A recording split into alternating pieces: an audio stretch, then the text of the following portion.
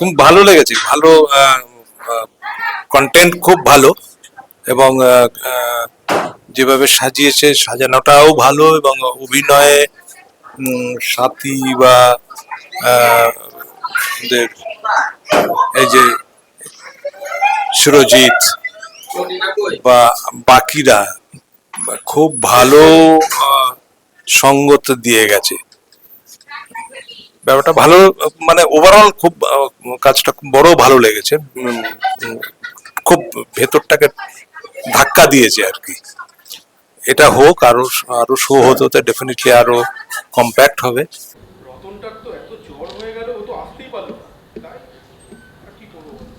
সে কি গো, তাহলে এখন কি হবে? কি আবার হবে? এবছর ঠাকুর ঘরে চাল চাওয়া হবে না।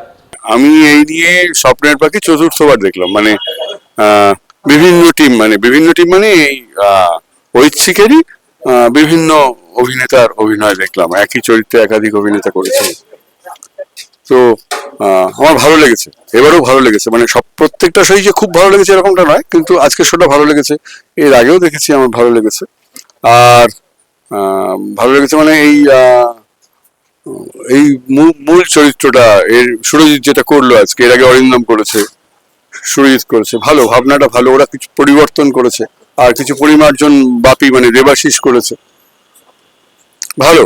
আবুল বাসারের গল্প থেকে নিয়ে কাজটা খুব ভালো কাজ, ভালো কাজ। এবং সব থেকে বড় কথা হচ্ছে আজকের সময় দাঁড়িয়ে খুব জরুরি কাজ, খুব জরুরি কাজ, মানে এই বক্তব্যটা বারবার করে বলা উচিত, বারবার করে তুলে ধরা উচিত। সুরজিৎ সাথী এবং ঐচ্ছিক এই কাজটা করছে, এই জন্য ওদেরকে ধন্যবাদ জানাই। সুরজিতের কাজ সম্পর্কে প্রশংসা করে মানে মুশকিল, মানে খুব হয়ে যাবে আর কি, নিজের লোকের সম্পর্কে প্রশংসা এইভাবে ঠিক হবে না। দলের সবার কাজ ভালো, দলের সবার কাজ ভালো, ওরা এই কাজটাকে এগিয়ে নিয়ে যাক, এই কাজটা হওয়া জরুরি। মাথায় কি সুন্দর একটা পাহাড়ের মুকুট বসায়, যুগের মতন হাতের কাজের কজনের আছে? জানি জানি জানি, সব জানি, তবু এবছর ঠাকুর ঘরের চালও খাইবে না, এটা আমার শেষ কথা। ওর অপরাধ? ওর নাম তো ভালোই, জুবিন। শুধু জুবিন হলে তো আমি আপত্তি করতাম না বাবু। নাটকটি দেখলাম, এখনো নাটকটি নিয়ে কথা বলার মতো অবস্থা আসতে পারিনি। আর নাটকটির যে বিষয়বস্তু, সেটি তো এই মুহূর্তে সমাজের, আমাদের দেশের রাজনীতির একটি জ্বলন্ত চিত্র তুলে ধরা হয়েছে, এবং যেভাবে আমাদের মানুষের মধ্যে বিভেদ সৃষ্টি করা হচ্ছে ধর্মের নামে বা বিভিন্ন ভাবে রাজনীতিগত কারণে, সেটি অসাধারণ ভাবে তুলে ধরা হয়েছে।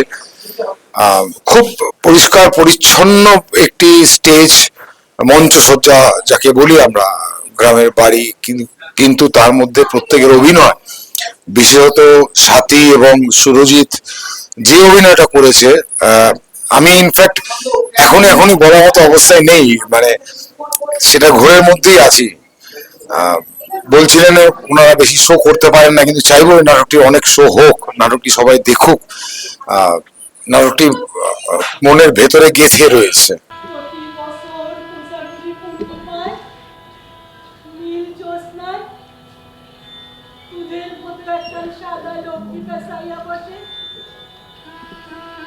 আমার সুখীদের হাতে সাওয়া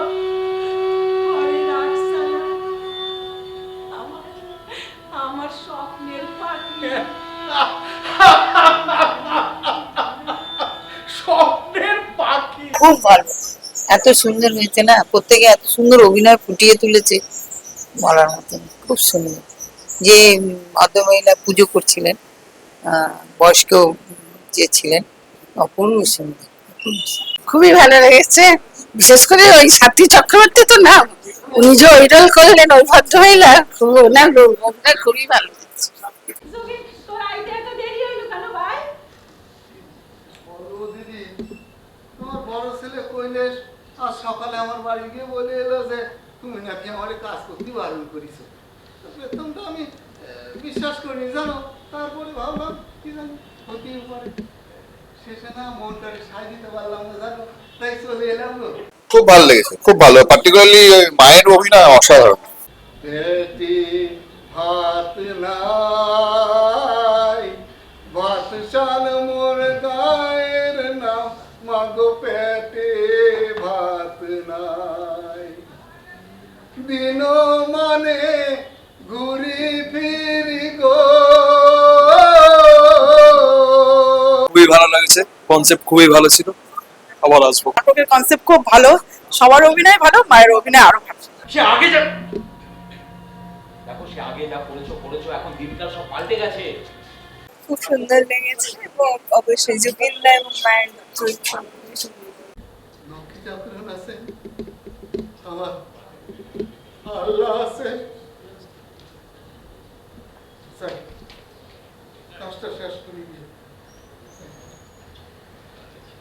খুব ভালো লেগেছে, খুব সুন্দর লেগেছে, একদম পরিপূর্ণ এবং সময় উপযোগী।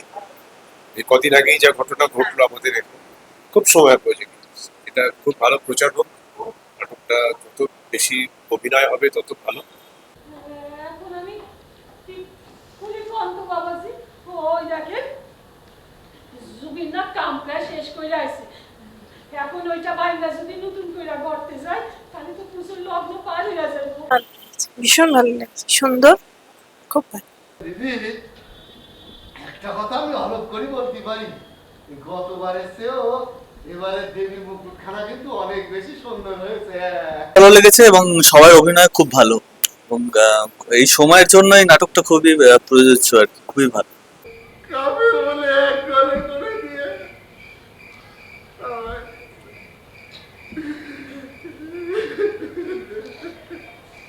সারাদিন পেটে কিছু পরে নাই জানে তো। তুমি যখন পেশা দিলে না তখন কোনো মুখে অন্য কাটি অসাধারণ লেগেছে, অভিনয় দুর্দান্ত, আর তার থেকে বড় কথা সামাজিক বার্তা অসাধারণ। আরে সব হবে না, তুই খিচুড়িও পাবি না, লুচিও পাবি না। চলে যা, আজ থেকে তোকে আমি কল করে দিলাম, চলে যা জুবিন, চলে যা। এত বড় কথাটা তুমি আমার বুঝতে পারলা দিদি? ভালো লাগলো। ভারতের ঐতিহাসিক সামাজিকের ওপর নির্দেশ করে এই নাটকটা খুবই সুন্দর হয়েছে, এবং এই নাটকটা যাতে আরো বড় মঞ্চে আরো প্রদর্শিত হয় সেটাই আমরা চাইবো। আমরাও তো চাই ওরা সব ভালো থাক, সুখে থাক, কিন্তু আমাদের মতো করে থাক, আমাদের এই দেশের হয়ে থাক। বর্তমান পরিস্থিতিতে দাঁড়িয়ে এই নাটকটা খুবই সময় উপযোগী, খুবই ভালো লেগেছে, এবং আমরা চাইবো যে এটা আরো বড় লার্জ স্কেলে যাতে প্রদর্শিত হয়। শিশুরা যদি আগুনে হাত দিতে চায় তাহলে কি আমরা তারে আগুনে হাত দিতে দিমু? দিমু না। শোন, দুজকের আগুনে কইরা মরতে না চাস তা আল্লাহ সব নির্দেশ পাইনা চলবে। খুবই সুন্দর এটি প্রাণবন্ত উপস্থাপনা। তবু যে তুই আইলি জুবিন।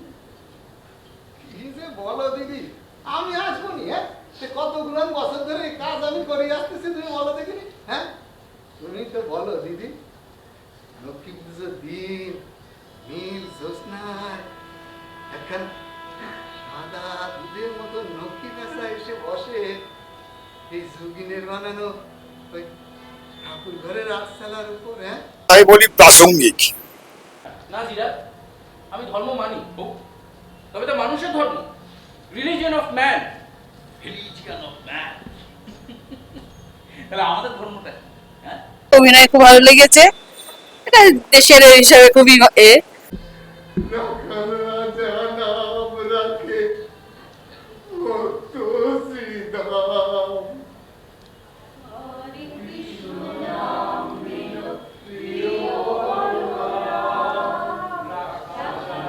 নাম রাখে ভক্ত শ্রীরাম। এই নাটকটা আগেও আমি দেখেছি, তার থেকে মনে হচ্ছে এখন বেশ প্যাকড আপ। আর এই সময় এই নাটকটা ভীষণভাবে আঘাত করছে, এটা ঠিক। সত্যি ভালো টিমটা, আগেও যারা ছিল আমি দেখেছি, তাদের মধ্যে অরিন্দম ছিল, তারপর এরা ছিল খুব সুন্দরী, কিন্তু এখন টোটাল টিমটা ভালো ভালো। এটা চলুক,